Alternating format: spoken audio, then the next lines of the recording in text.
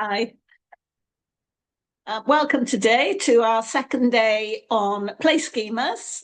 And I have to apologise. I'm sorry, my dog's come along for a coach. I'll just introduce you.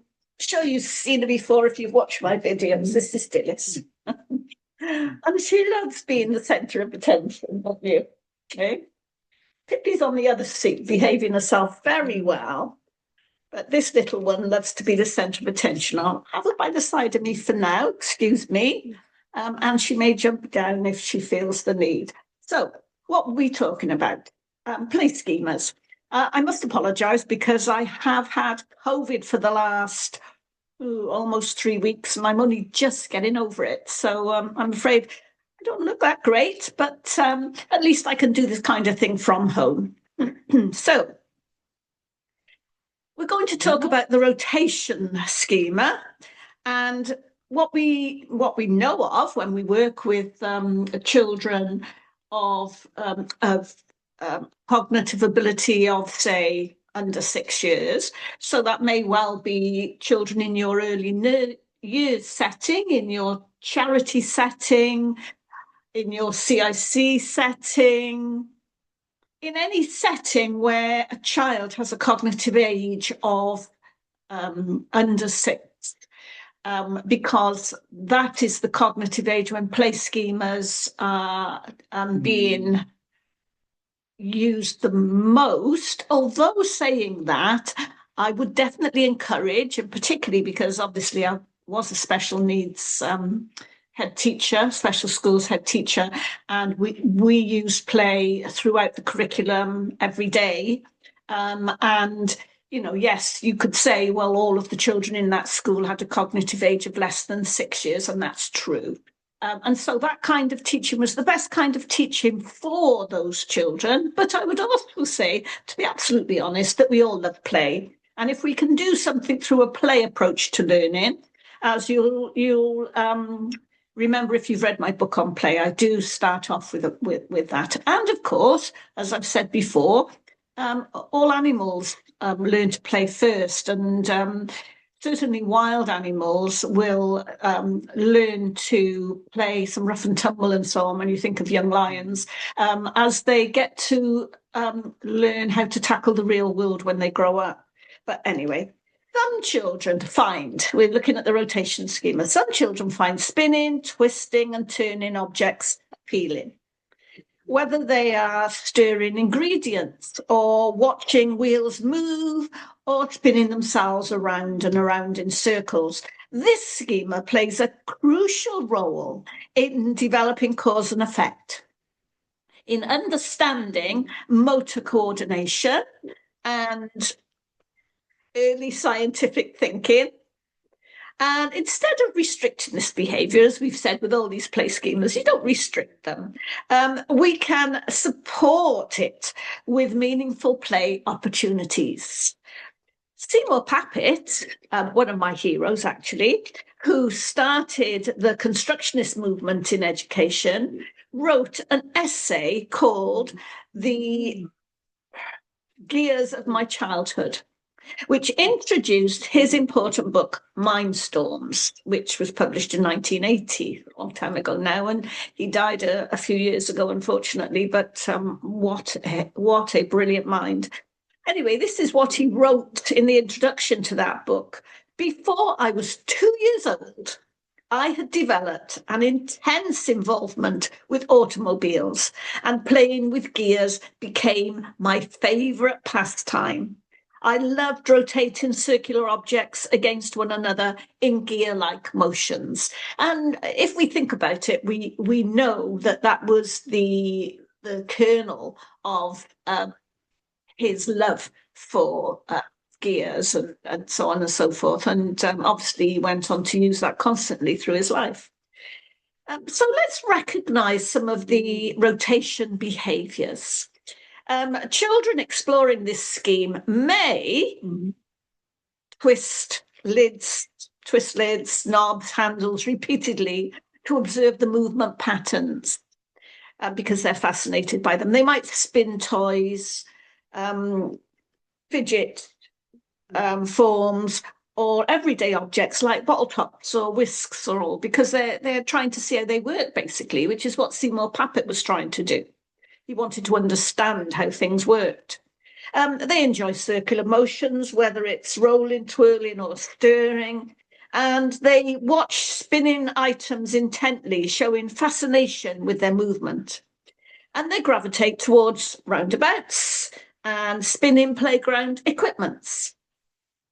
So we can nurture this behaviour in ways that engage children across all mobility levels. So, as always, we think about those who have maybe a motor impairment, maybe a sensory impairment, and we have to ensure that those children who feel the need to extend their rotational play, that we do give them the opportunities. And it is much harder when you have a child with complex needs who would want, if given the choice and was able to move about, would go immediately to those toys that they're looking for, because that's the schema that they want to get to grips with. That's the one that they are in that moment, need that schema.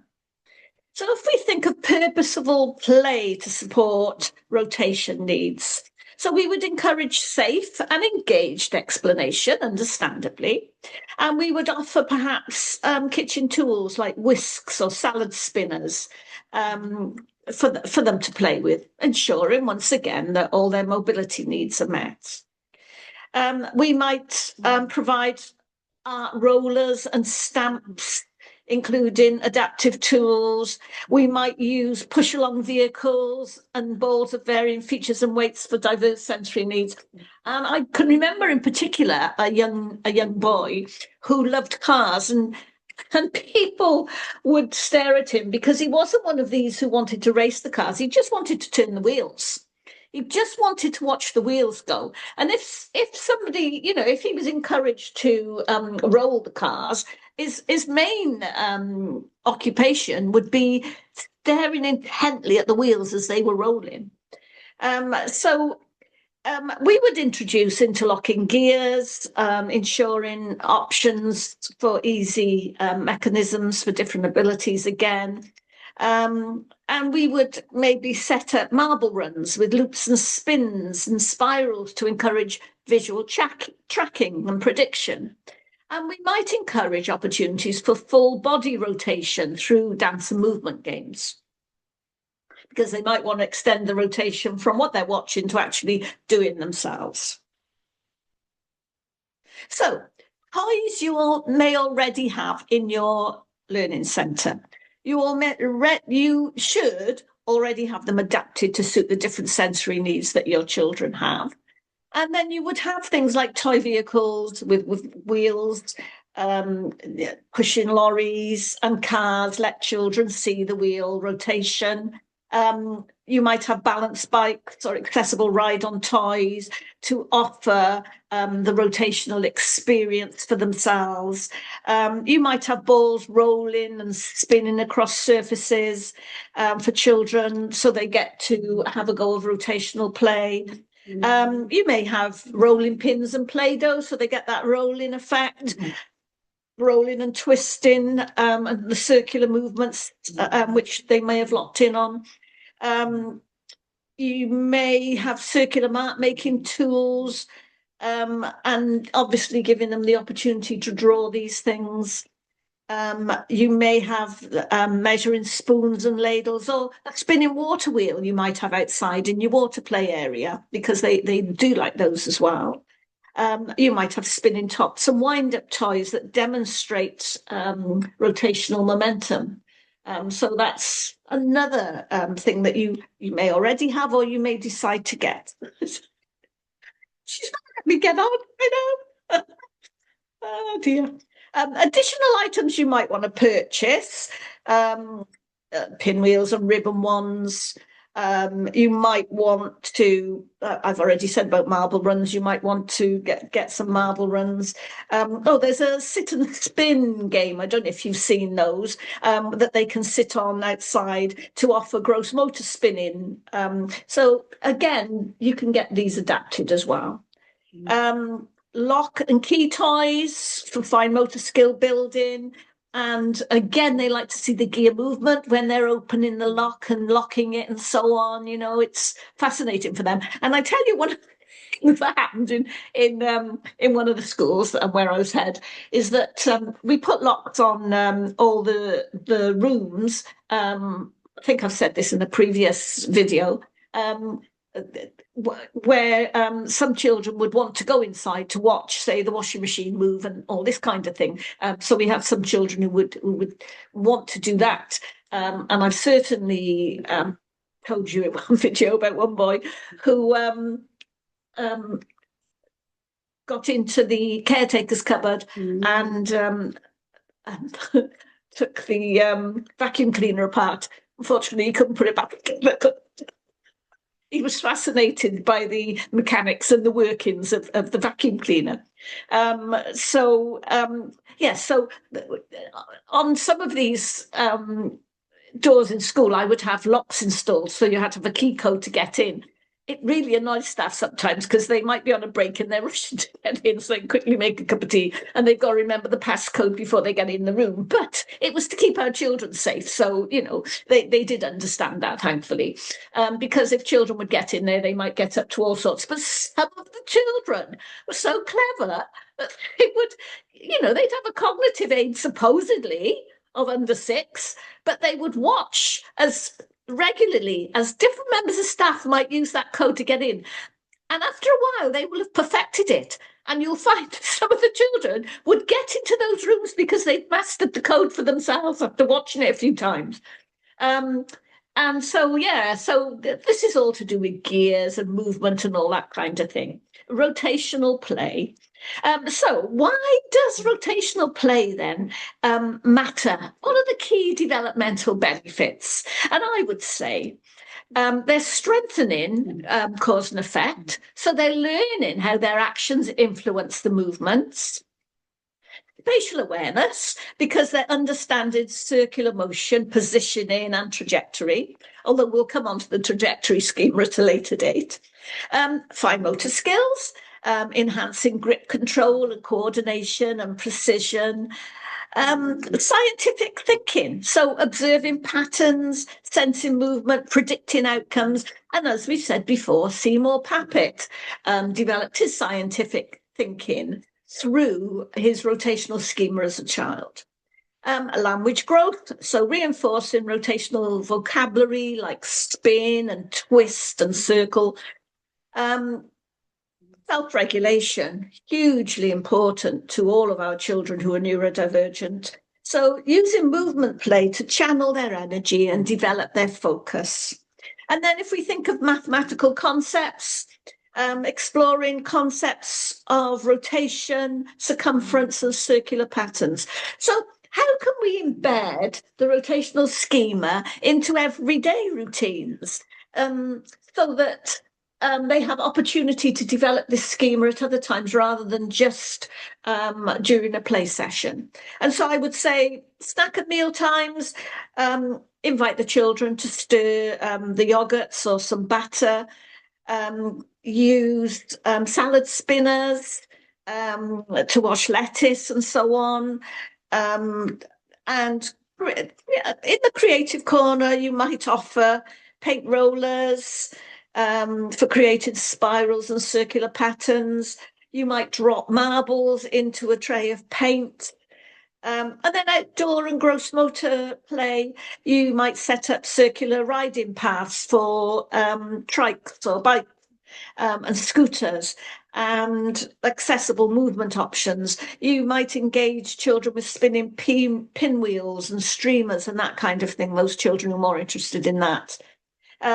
You might use the sand and water play, as I've said already, with the water mills, boats with attachments, sand play tables, measuring options for varied motor abilities, and using boats and so on, providing gear blocks, rotating elements and vehicles, story and circle time, using spinning story wheels to engage children in that, incorporating books that feature rotational concepts.